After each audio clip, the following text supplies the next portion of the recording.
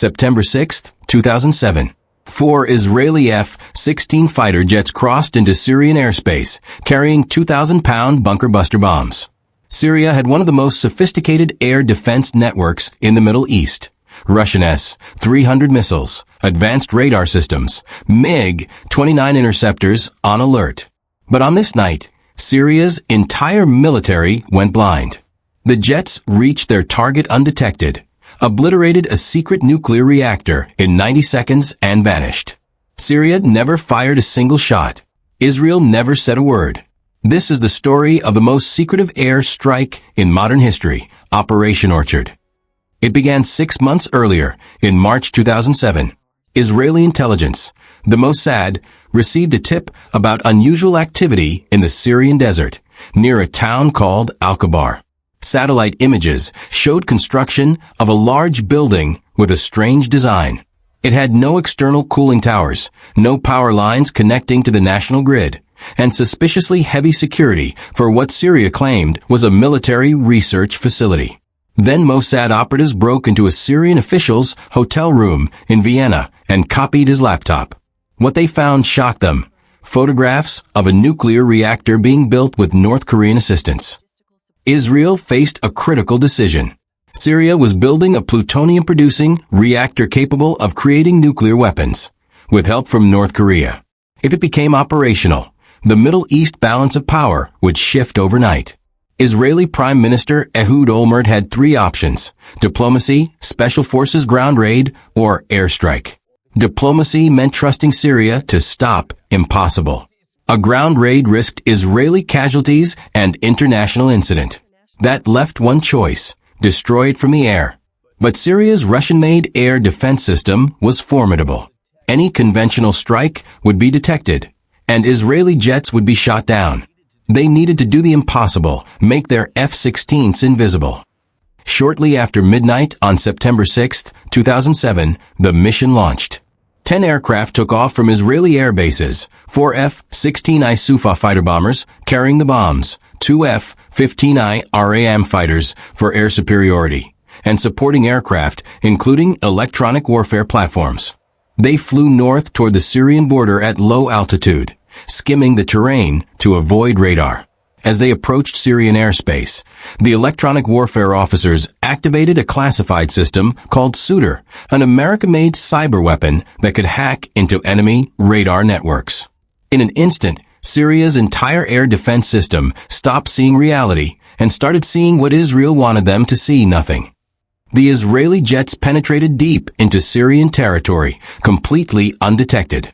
Syrian MiG-29s sat on their runways, pilots unaware that enemy aircraft were overhead. Surface-to-air missile batteries remained silent, their radars showing clear skies. At 12:42 a.m., the F-16s reached Al-Kabar.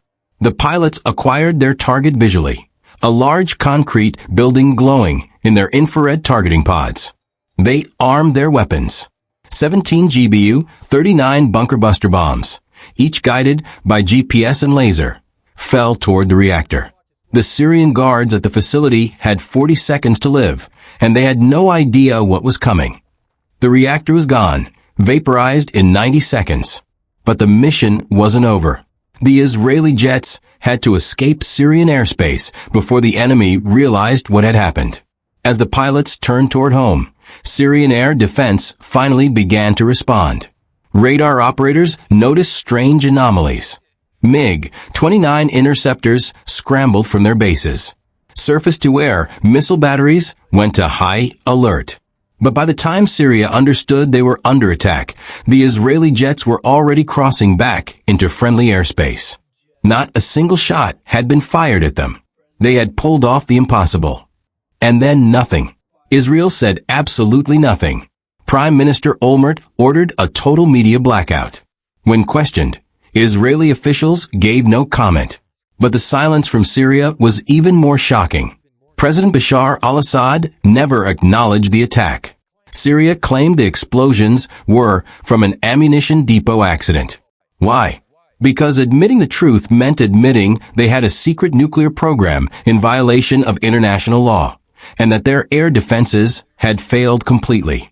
For 6 months, the world had no idea that Israel had just prevented a nuclear Middle East. Only in April 2008 did U.S. intelligence finally confirm what happened. Israel had destroyed Syria's nuclear ambitions in one perfect strike.